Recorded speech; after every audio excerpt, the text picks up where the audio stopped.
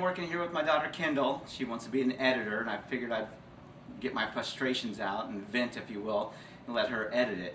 Basically, we just watched, what's her name, Rachel Maddow on MSNBC, and I watched this lady slam the United States and America for using oil, and I'd love to know how she got over to the Gulf of Mexico to basically dig her little stick into the sand and bitch and preach to us on how horrible oil is, when I definitely like to know how much oil she used and her staff used and MSNBC used to get over to the Gulf of Mexico. It's an oxymoron.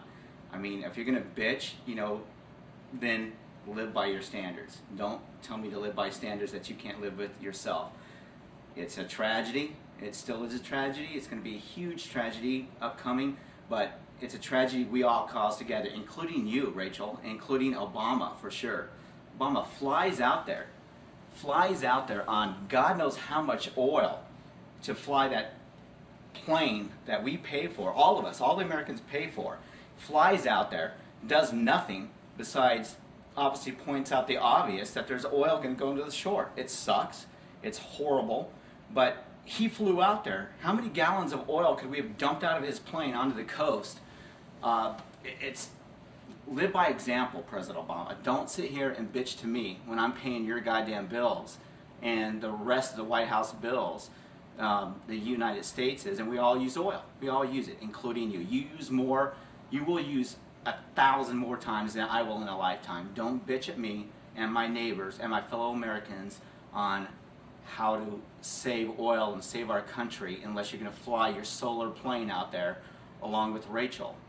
So, not to totally go ballistic here, but I'm pissed. I cannot believe that we're throwing everybody under the bus, the average Americans, for using oil when the government uses more oil than any of us, and you're going to punish us.